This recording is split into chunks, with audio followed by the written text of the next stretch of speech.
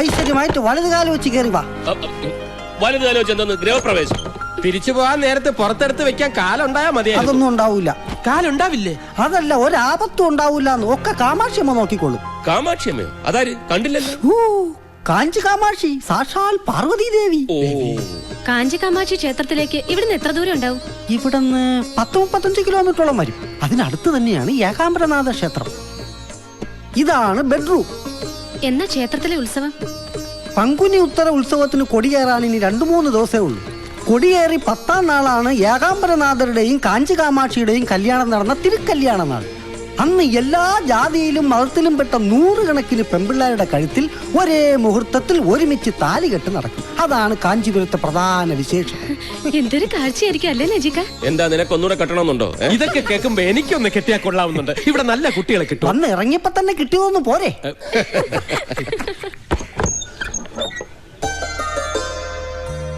അയ്യോ, ഈ കുട്ടിയെ ക്ഷേത്രത്തിൽ വെച്ച് കണ്ടതാണല്ലോ. ആ, അതല്ലേ കല്യാണ പെണ്ണ് മീനാക്ഷി. അതെയോ? ഇതാണ് എന്റെ അച്ഛൻ ശങ്കർലിംഗം മുതലിയാർ. അപ്പാ വണക്കം. ഇതാണ് എന്റെ അമ്മ ഭാഗീരഥി ഭായി തമ്പുരാട്ടി. അമ്മ തമ്പുരാട്ടിയായിരുന്നു? രാജരക്തമായിരുന്നു. പൊക്കി പറയുന്നു വിചാരിക്കരുത്. ഈ തള്ളേടം തന്തേടം തറവാടിത്തം കണ്ടു കഴിഞ്ഞാല് മുതലിയാർ ഇവരുടെ മകനാന്ന് ആരും പറയേ. വാങ്ങോ, അടുത്ത ലിംഗത്തെ കാണാം. ഇതാണ് ഞങ്ങളുടെ വല്യമ്മാവൻ രാമചന്ദ്രലിംഗം മുതലിയാർ. അയ്യോ, ഇത് MGR അല്ലേ? നല്ല സാമ്യമുണ്ടല്ലേ? MGRും ഞങ്ങളുടെ ഒരു ലിംഗത്തിൽപ്പെടും.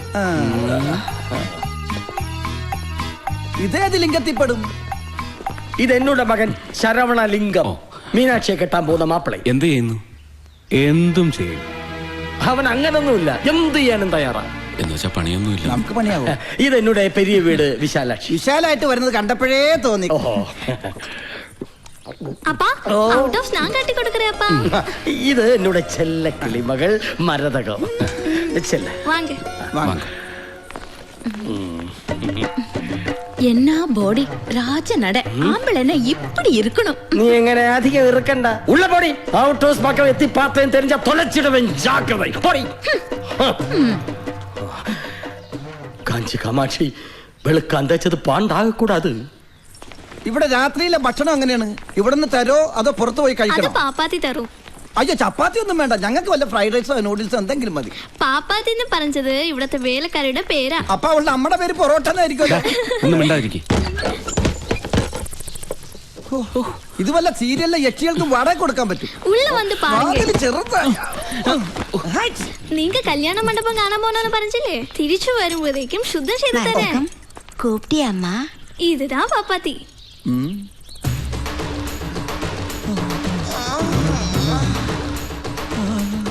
ഇത് ചപ്പാത്തിയും പൊറോട്ട ഒന്നുമല്ല, മസാല ദോശയാ.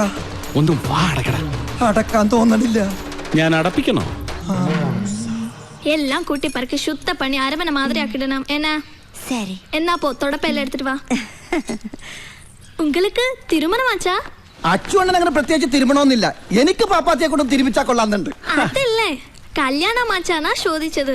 എനിക്ക് കല്യാണവുമായി 4-5 കൊച്ചുങ്ങളുമായി. എപ്പോ? അപ്പടിയാ, ശരി വരെ. எங்க அப்பா மாதிரி ஒரு சின்ன வீடு கட்டிக்கிறியா? പാവൻ കുട്ടി, പണത്തിന്റെ ഒരു അഹങ്കാരം ഇല്ല. ഒരു ചിന്ന വീട്ടിൽ താമസിക്കണമെന്ന് അതിന്റെ ആഗ്രഹം. എടാ പൊട്ട, ചിന്ന വീടെന്ന് പറഞ്ഞ 2ാം ഭാര്യ എന്ന അർത്ഥം. മുളച്ച് 3 ഇല വിരിഞ്ഞില്ല. അതിനു മുമ്പ് കേട്ടില്ലേ അവളുടെ? അച്ചുവേട്ടാ സൂക്ഷിക്കണം. പഠിപ്പിക്കുന്ന സാറന്മാരെ പ്രേമിക്കുന്ന പ്രായമാണ്. ഞാനും ഒന്ന് സൂക്ഷിച്ചേക്കാം. മൂക്കത്താ ചുണ്ടി ഒറ്റക്കൊമ്പനെന്നാ നാട്ടിലെല്ലാരും വിളിക്കണേ. അച്ഛനേക്കാൾ എനിക്ക് ഓർമ്മ ഏട്ടനെയാ. എന്നെ വലിയ ഇഷ്ടാ. പക്ഷേ ഇപ്പൊ ആ മുഖത്ത് നോക്കാൻ പോലെ എനിക്ക് പേടിയാ. മീനുവാക്കാ, അവര് മാരീഡ് தான். 4-5 குழந்தைகளும் இருக்கு. யாருக்கு? நம்ம சரத்குமாருக்கு. சும்மா இருடி. இது அவரோட தங்கச்சி. உங்க அண்ணனுக்கு இவளை சரத்குமார் தான் பேரிட்டிருக்குது. ഏട്ടൻ എത്ര പിള്ളേരുണ്ടെന്നാ പറഞ്ഞത്? 4-5. കഴുത. അവർക്ക് ഇനി കല്യാണമേ ആകല. നിജമാ? அவரோட அனுவாதம் இல்லாம இந்த தங்கச்சி அவரோட ஃப்ரெண்ட கேட்டுக்கிட்டா. அதனால அப்படியா? அப்பா இப்பதான் மூச்சு சரியாய் வந்தது. ஒண்ணுல മാമാവിടെ ചിന്ന വീട്ടിലെ ഒരേ ഒരു മോളാ. ഞാൻ വന്നാ പിന്നെ എന്റെ വാലേ തൂങ്ങും.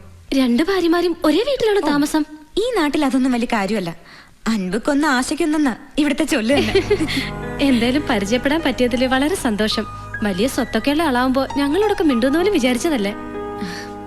സത്യം പറഞ്ഞ എന്നെക്കാളും സ്വത്തുകാരി ആദരയാണെന്നാ എനിക്ക് തോന്നുന്നത്. ഈശ്വര, എന്തേ പറയണേ? നമുക്കിഷ്ടമുള്ള, നമ്മളോട് ഇഷ്ടമുള്ള ഒരാളുടെ കൂടെ ജീവിക്കാൻ പറ്റുന്നതല്ലേ ഏറ്റവും വലിയ സമ്പത്ത്. എന്ന് വെച്ചാ? ഏയ് ഒന്നുമില്ല, ഞാൻ വെറുതെ പറഞ്ഞേ ഉള്ളൂ. മനസ്സിൽ എന്തെങ്കിലും വിഷമം ഉണ്ടെങ്കിൽ അത് വിശ്വാസമുള്ള ആരോടെങ്കിലും തുറന്നു പറഞ്ഞാ ഇത്തിരി ആശ്വാസം കിട്ടും. തുറന്ന് പറയാൻ എനിക്കൊരു മടിയില്ല. സത്യമാ சொன்னா ഞാൻ മുതലേരല്ല, നിങ്ങളെപ്പോലൊരു മലയാളിയെ.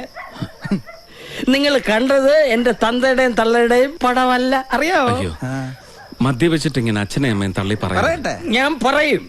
ഞാൻ ഇന്നലെ തുടങ്ങിയതല്ല ഈ കുടി.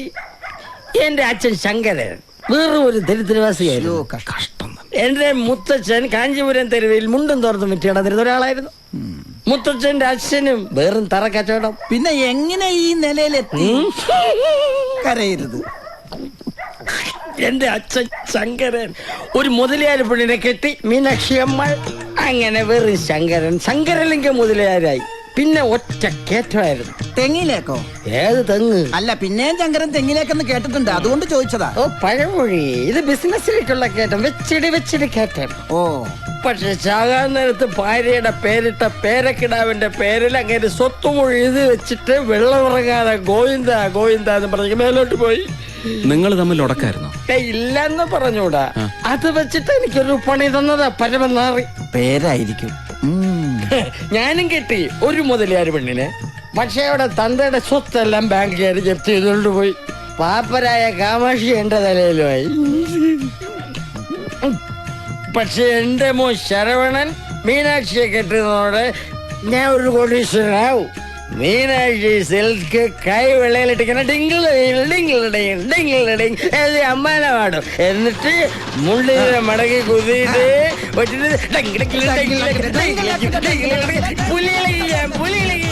എന്റെ ഈശ്വര, എന്തായി കാണിക്കുന്നത്? ഔട്ട് ഹൗസിലേക്ക് പോരുന്നത് കണ്ടപ്പോഴേ ഞാൻ സംശയിച്ചതാ ആ മാരിയപ്പം കൊണ്ടുവന്ന് ഇവിടെ ഒളിപ്പിച്ചു വെച്ചിട്ടുണ്ടാവുമെന്ന്. അതെ, ഒന്നും തോന്നരുത് കേട്ടോ. ബോധമില്ലാതെ ഓരോന്ന് വിളിച്ച് പറയുന്നത്. എത്ര ഓടിച്ചാലും ഞാൻ ബോധം വിടില്ല. ഈ ശ്രീരാമലിംഗ സ്റ്റഡി ആയിരിക്കും. സ്റ്റഡി ആയിട്ട് നിൽക്കും. എനിക്കറിയാത്തതല്ലോ. തൂക്കം വരല. രാത്രി കുട്ടേറ്റ് പറഞ്ഞത്. ഇതാണ് ഓരോരുത്തരുടെ തനി സ്വഭാവം അറിയണമെന്നുണ്ടെങ്കിൽ ബിവറേജ് വാട്ടർ ഉള്ളിൽ ചെല്ലണമെന്ന് പറയണത്. കല്യാണം കഴിയുന്നത് വരെ ഈ പുലികളി കാണേണ്ടി വരുമോന്നാ എന്റെ പേടി. സിറ്റിയിലെങ്ങാനും താമസിച്ചാൽ മതിയായിരുന്നു. കുറച്ച് ദൂരം ഉണ്ടെന്നല്ലേ ഉള്ളൂ.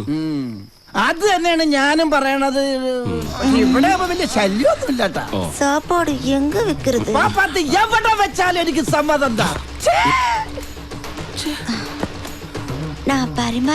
അയ്യോ, ഇപ്പൊ അതൊന്നും വേണ്ട. എടാ, വിളമ്പി തരണോന്നാ ചോദിച്ചത്. എന്നാ വിളമ്പിക്കോ. വേണ്ട, ഞങ്ങൾ വിളമ്പിക്കോളാം. പൊയ്ക്കോ. சரிங்கய்யா. കൺകൾ കൺകൾ ആ രണ്ട് കണ്ണ് ഞാൻ കുത്തിപ്പൊട്ടിക്കും. പോയി